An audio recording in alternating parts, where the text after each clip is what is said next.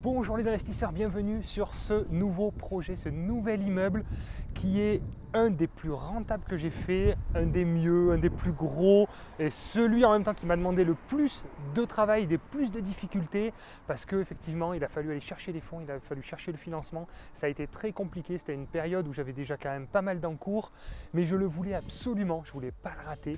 Donc là on est sur place, il y a 12 appartements, il y a 7 appartements T2 et 5 appartements F1. Vous allez voir, on va faire le tour ensemble. J'ai un appartement qui est en cours de travaux.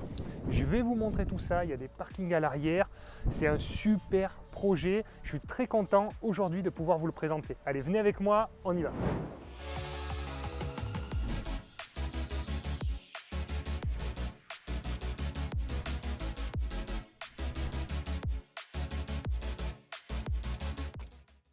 Alors bienvenue, on se trouve dans les communs.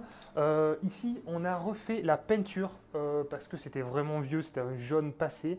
Il faut savoir que cet immeuble était très mal entretenu, c'était un propriétaire qui était un marchand de sommeil, c'est pour ça que je l'ai acheté pas cher. Restez bien jusqu'à la fin, je vous donnerai tous les chiffres précis sur ce projet. Mais c'est quelqu'un qui n'entretenait pas du tout le bien, il le laissait à l'abandon, il y avait les volets qui se cassaient un petit peu la figure. Le crépi était tout craquelé, on a refait le crépi, on a refait la toiture, enfin une partie. Je vous expliquerai parce que j'ai négocié aussi une partie de la toiture. Et donc voilà, donc on a voulu repartir sur quelque chose de propre, de sain. L'immeuble était quasiment entièrement loué. Donc là, on refait les appartements au fur et à mesure des départs des locataires, mais on était déjà très rentable à la base. Donc là, dans les communs, il y a deux pièces. Bon, ici, on en a fait une où effectivement, on a fait une pièce pour pouvoir faire une pièce de débarras pour les personnes qui ont des poussettes, qui ont des vélos. Donc voilà, on a fait poser des barres et chaque locataire peut mettre un cadenas, peut poser son vélo ou une poussette. Voilà, c'est le côté pratique. Bon, là, il y en a un qui a laissé un caddie. Bon, c'est pas fait pour ça, mais c'est une agence immobilière qui gère ce bien. Et donc, j'ai juste un coup de fil à passer. C'est arrivé qu'on a retrouvé même un scooter. Hop, de temps en temps, on fait évacuer la pièce pour faire propre.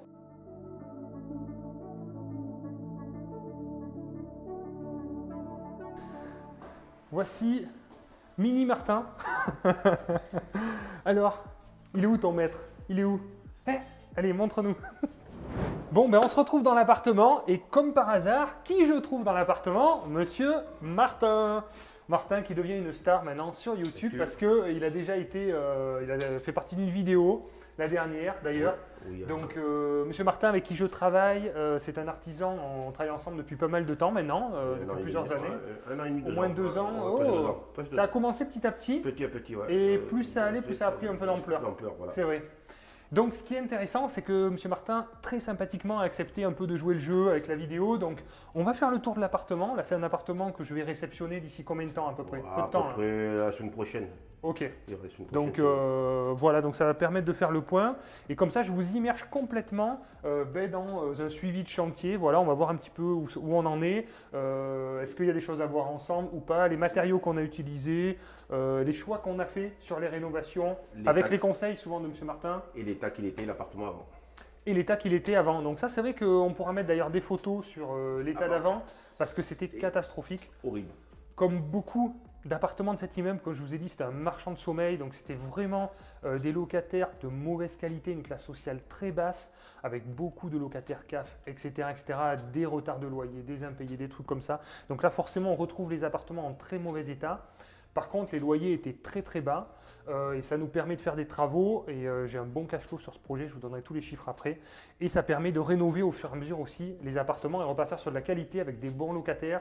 Donc là, j'ai rénové quasiment 80% de l'immeuble. Donc là, ça y est, on a bien renouvelé, on est passé avec plus de locataires haut de gamme, des bons locataires, plutôt que quelques anciens qui posaient problème.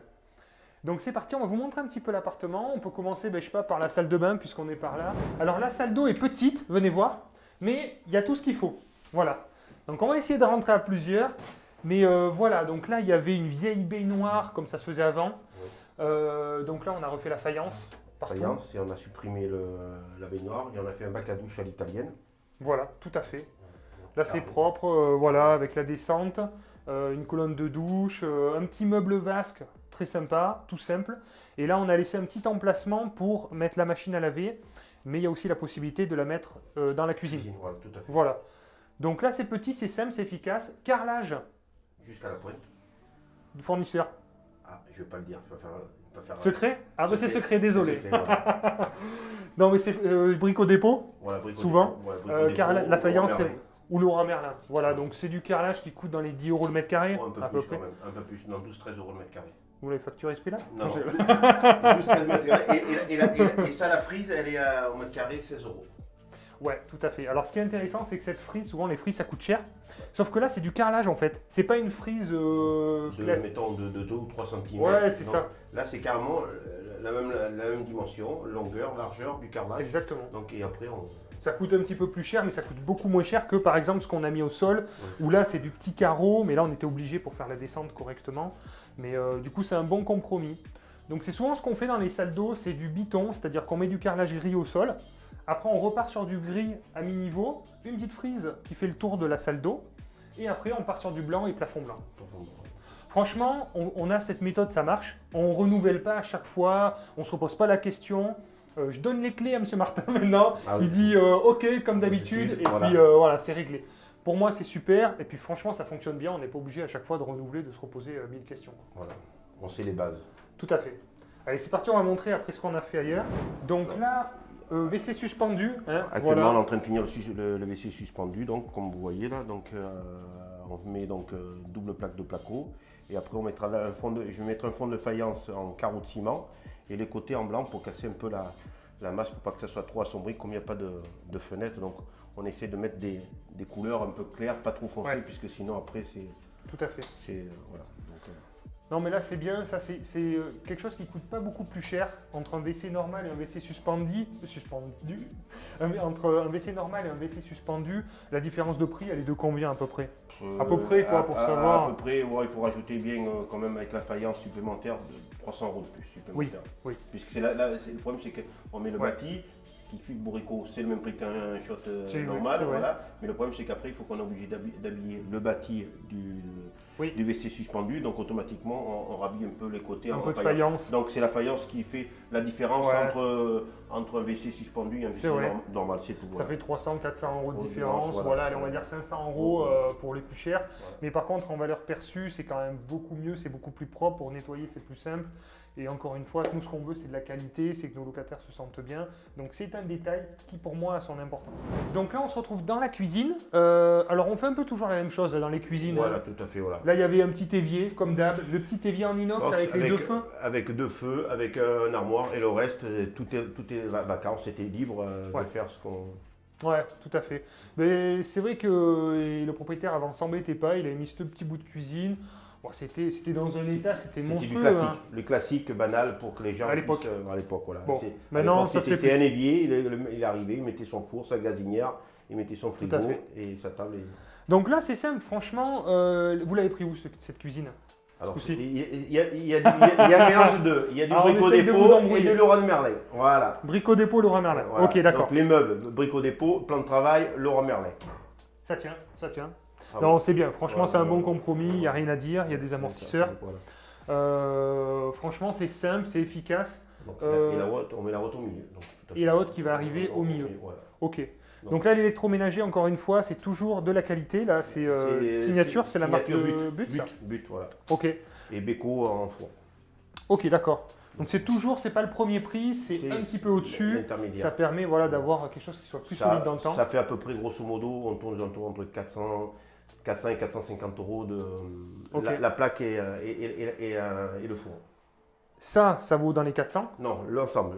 450 D'accord. €, l'ensemble. Ok, d'accord, l'ensemble. Donc là, c'est vraiment pas Ouais, cher, ouais. puisqu'en général, on met un Non, peu mieux. non, il y a moins cher, mais moi je ne mets pas le moins cher, puisque D'accord. vous avez des fois des combinés à 250, 300 €, mais moi je mets, je Ouais, mets non, pas, mais je là, mets pas c'est ça. vraiment, voilà. non, c'est vraiment premier prix. voilà, Donc non, on part sur ça. Là, c'est de l'induction ou vitrocéramique? Induction. Donc là, pour Voilà. la cuisine, voilà, comme Voilà. vous avez pu voir, M. Martin prend beaucoup de décisions. Là, on a un emplacement pour le lave-linge. La la veille vaisselle. ou la vaisselle, ils choisissent, voilà, ils Voilà. ont de l'opportunité, donc voilà. C'est bien d'avoir le choix, de toute manière, il y a le choix dans la De salle d'eau. côté, voilà, voilà. Et faïence, ça coûte pas très cher et ça fait un côté super déco. À chaque fois quand je fais visiter, ça fait le coup. Vous Pas dites- très cher, c'est Pas des chers, je vous montre la facture, vous allez pleurer. Il y en a pour 22 Ah non. €, 22,50 € le mètre carré. 22,50 € le mètre carré. Ah Bon, oui. franchement, pour de la faïence, Yes. ça reste correct parce qu'il Oui. y a combien? Il y a 2 mètres 3 carrés. mètres carrés, 3 mètres carrés. 3 mètres carrés, ça fait Ouais. 66 €. Pour tout ça, en faïence décorative, Voilà. voilà, franchement, il n'y a rien à dire. Non, non, c'est très correct. Voilà. Je ne vais pas mettre ça partout, évidemment, ça chiffrerait beaucoup. Tout Mais là, en Enfin, faïence c'est des décorative, quantités, c'est très bien. ça passe très, très bien. C'est très bien. Après, robinetterie, en général, on met toujours de la qualité, hein, pour que Qualité, ça dure. Donc, souvent, voilà. Groé, des choses comme ça. Donc, voilà. Voilà. Donc voilà pour la cuisine, c'est une petite pièce, mais il y a tout ce qu'il faut. On change toujours les poignées aussi. Voilà. Voilà, parce que forcément, les anciennes poignées sont plus C'était les anciennes en inox qui sont bas de gamme, donc voilà. Tout à fait. Mais derrière vous, je vois les télécommandes, par exemple, ça c'est pareil. Donc là, on a les télécommandes, des volets roulants. Ça c'est pareil. Donc sur cet immeuble, on avait un gros problème, c'était les volets roulants. Ils se mettaient tous en vrac tout le temps. Pourquoi? Parce que quand vous avez une chaise, par exemple, dehors, le locataire descend, on ne fait pas forcément attention, le volet se bloque, il se dégonde et après il tourne dans le vide. Donc des réparations de volets à tour de bras. Donc en fait, au fur et à mesure, il se trompait de sens aussi. Il se trompait de sens. Voilà, franchement, que des galères. Donc ça coûte pas très cher. Je fais changer à chaque fois, je mets le moteur électrique. Donc ça peut s'ajouter, hein. Il y a un volet roulant, on rajoute juste le moteur. Il faut une arrivée électrique bien sûr. Mais depuis que j'ai fait ça, sur tous ceux que j'ai changés, j'ai plus de problème, quoi. Ouais, c'est clair. Et en plus là, quand on est venu ici, là, quand l'appartement était labré, le PVC était couleur nicotine. C'est vrai. Nicotine. Je l'ai ramené couleur là. nicotine, nouvelle ouais, couleur à la mode. encore, regardez, on le voit encore un peu sur le C'est côté. vrai. On n'arrive pas à l'enlever complètement, mais bon, après. C'est sur le côté, ça se voit pas, mais là, je vous dis que c'était horrible même. Ouais, c'est vrai, c'était en sale état. Alors, là aussi, j'ai mis des nouveaux radiateurs. Ouais, ok. Mazda. Comment? Mazda. Mazda, wow, la classe. Donc en fin de compte, si vous voulez, c'est. Nickel. Ils sont beaux en tous les cas. Ouais, ils sont beaux. Et c'est en fin de compte, quand c'est au cas où il y a une fenêtre qui est ouverte, ils se coupent. Ah, ça c'est pas mal. Ok. Voilà, donc, pour les économies d'énergie, c'est pas mal. Voilà, et tout écran LED et tout ça. Ok. Voilà. Non, super. Voilà. Très bien. Bon, ben là c'est pareil. Donc ça, attention aux économies d'énergie parce que les normes augmentent de plus en plus. Et en 2028, faites attention parce que vous ne pourrez plus louer vos logements si vous avez des étiquettes au-dessus de D pour les DPE. Donc faites attention, c'est maintenant qu'on prépare pour 2028, sinon vous ne pourrez plus louer vos logements s'ils sont trop énergivores. Donc il faut y penser dès maintenant. Après sur l'électricité, donc on a appareillage. Exactement, donc c'est ce que je vous dis, suivant les rénovations, on change des fois que les appareillages. Là c'est ce qu'on a fait. C'est ce qu'on a fait. Donc ça c'est quel Schneider.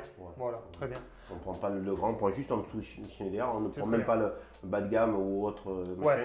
Donc on prend le concurrent de Legrand, c'est Schneider, donc on prend du Schneider. Ouais, c'est bien, c'est qualitatif. Voilà. Et on a fait le tableau électrique qui se trouve par là. Je ne sais pas s'il est fait d'ailleurs. Si, il est fait. Il est fait. Oui, vous pouvez l'ouvrir, regardez. Voilà, magnifique tableau. Tout refait. Oui. Impeccable. Voilà. Donc là, c'est pareil, il y avait des fusibles avant. Donc là, on a mis des disjoncteurs. Dès qu'il y a un plomb qui saute, il suffit de relever le disjoncteur.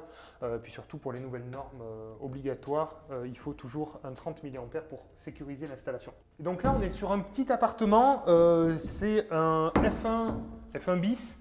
Voilà, donc il y a la cuisine qui est séparée, salle d'eau séparée, WC séparé, et on a le salon-chambre, voilà, qui est la pièce à vivre, l'unique pièce à vivre, qui permet quand même, on est dans les 20 mètres carrés à peu près. Grosso modo, oui, c'est ça. Voilà, qui va permettre éventuellement de mettre un petit coin canapé salon et éventuellement un lit sur la partie là-bas. Voilà, on peut séparer en fait. J'ai vu qu'il y en a pas mal qui font ça et je trouve ça assez cool d'avoir un petit coin salon, table basse, télé et qu'on appelle ça une petite séparation en fait, qu'on peut mettre des petits panneaux à mi-hauteur et avoir un espace vraiment nuit pour avoir un vrai lit sur le côté. Donc ça peut faire deux espaces, je trouve ça assez bien et on monte un petit peu en qualité. Donc là on a fait la peinture partout.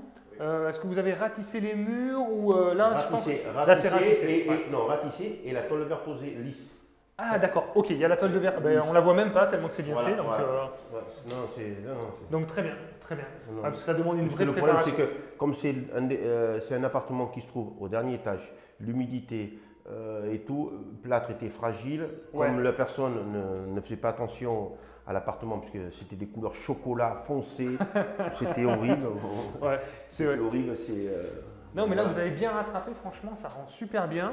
Les couleurs un peu douces comme ça, voilà, ces couleurs qui se rapprochent un peu du top, ça passe un peu avec tout, donc c'est vraiment cool. Donc cette pièce on a fait ça, l'avantage qu'on a sur ce type d'appartement, bon il faudra nettoyer, c'est un peu sale, mais on a des balcons, voilà, donc ça c'est un vrai plus. Regardez le calme qu'on a sur la partie arrière, c'est super agréable, à part quand il y en a qui bricolent et qui font des perceuses. Mais sinon c'est plutôt calme. Donc ça, c'est un point positif. En plus, on a des stationnements, je vais vous montrer après derrière, on a des stationnements pour chaque appartement. On a des caves aussi en sous-sol. Donc franchement, bien structuré, c'est quelque chose qui plaît assez bien. Même si on est sur des petites surfaces, le fait qu'il y ait comme ça ces grandes baies vitrées, qu'il y ait plusieurs espaces, ben, ça permet de louer assez facilement à quelqu'un de seul, mais pas forcément un jeune étudiant, mais un jeune actif qui peut se sentir bien aussi dans cet appartement qui n'est pas minuscule. Voilà, il doit faire 36 mètres carrés, donc ça reste des tailles correctes pour des appartements F1. Après, alors ce qu'on a fait, c'est le sol. Donc le sol, c'est du plancher béton, donc vous savez que ça c'est plutôt cool. Et on met, comme je vous ai dit, c'est du PVC à clipser, isolé. Donc on va vous montrer ce que c'est. Déjà quand on marche, je ne sais pas si vous entendrez dans la vidéo, mais ça fait un bruit vraiment isolé, vraiment sourd. Et ça c'est vraiment top pour les locataires, pour la vie ensemble, en communauté, c'est vraiment cool. Moins de coups de téléphone des locataires, tranquillité du propriétaire. Voilà, l'intérêt c'est d'avoir cette épaisseur-là, du 8 mm, donc il y a plusieurs épaisseurs. Et ça permet une vraie isolation par rapport aux lames PVC toutes fines en fait. Hein. Plus cette partie qui est autocollante, qui arrive dessous et qui est toute souple en fait, qui amortit les coups. Sauf quand on tombe un micro. Voilà, donc combien ça coûte ça, au mètre carré? Avec les prix publics et prix artisans? Alors, prix artisan, ça tourne aux alentours de 18,50 €, 19 € Ouais. le mètre carré hors taxe. D'accord. Et prix public, ça coûte un peu plus cher, ça Ouais. coûte aux alentours de 26 €. Bon, après, on a le même modèle que celui-ci, mais sans l'acoustique. Ouais, je veux dire. Oui. Et ça, on tombe dessus 2-3 € de moins au mètre carré. Voilà. Franchement, moi je vous conseille de mettre ça. Avant, on mettait de la fibre de bois compressée. Vous vous rappelez, c'est carré. Ouais, mais le problème, c'est qu'on la mettait. Après, quand on marchait, on mettait le sol PVC, ça se soulevait, on était en train de marcher. Là c'est le problème, l'avantage qu'il y a, c'est qu'on prend la lame PVC, on arrive, on la pose, c'est tout incorporé. Ouais. Non, c'est vraiment top. Parce que des super fois, costaud, franchement. Des fois, on veut gratter, dire voilà, c'est moins cher le PVC plus la mousse, mais quand on compte le temps qu'on va passer, eh bien, on va passer une journée de plus et le temps, c'est l'argent. Il y a ça aussi. Donc voilà, donc ça, je suis content depuis que ça existe. C'est assez récent, hein, ça fait pas longtemps que ça existe. Alors, il existait sans l'acoustique et là, ils ont sorti l'acoustique. Là, ça fait depuis 4-5 mois. L'acoustique, c'est vraiment top. Voilà. Donc voilà ce qu'on a fait un petit peu sur cet appartement. En budget, tout compris, on est aux alentours des 15 000 €. Voilà, il y a la cuisine équipée, il y avait la salle d'eau. Vous avez vu, il y a un grand couloir justement avec la peinture partout. Il y a eu beaucoup de travail de peinture sur cet appartement. Ouais, il y avait 3 couches de papier. Et le problème, c'est que cette pièce-là où on est, là, c'était horrible. C'était horrible. C'était couleur chocolat, sombre, le chocolat sur les plafonds, le rebord. Ouais. Et vous vous rappelez même que le plafond de la cuisine, c'était tout. Il y a de la mousse, non? Non, c'est que tellement qu'il n'isolait pas, il chauffait pas, rien du tout. Le plâtre, c'était des faits du plafond de la cuisine. On avait carrément des plaques de plâtre qui tombaient. Donc là, il y a eu vraiment un gros travail d'enduit, de peinture. Mais franchement, je suis super content du résultat. Et ça, c'est vraiment top parce que dans l'utilisation, quand vous tirez un coup, après, il y a un pet. Il suffit de mettre un peu d'enduit et un petit coup de peinture. Et c'est réglé, contrairement à la toile de verre où en fait il faut enlever des laies complètes, il faut refaire des ajustements complets. Bon, c'est toujours pareil, ça coûte un peu plus cher, mais on s'y retrouve sur le long terme. C'est la toile de verre, mais l'avantage c'est même qu'on met un pet, on rattrape, on repeint le panneau. Tandis que c'est la toile de verre, elle s'y filoche. Et le problème c'est que là il faut changer tout le panneau. Oui, tout à fait. Alors là, on se retrouve dans les communs et encore une fois, je sais qu'à chaque fois je vous tarabuste avec ça, mais on va regarder les compteurs, c'est très important. Donc là, on a les compteurs électriques. Alors, vous voyez de la laine là, pourquoi? Parce que je viens de faire isoler l'immeuble justement, c'est de la ouate de cellulose, gratuitement, oui, gratuitement, avec l'entreprise ISO Inter, donc ils sont présents partout en France. Donc n'hésitez pas à regarder ISO Inter, je fais isoler tous mes immeubles par eux, c'est gratuit pour les propriétaires bailleurs maintenant. Avant, il y avait des conditions de ressources par rapport aux locataires, etc. Maintenant, ce n'est plus le cas.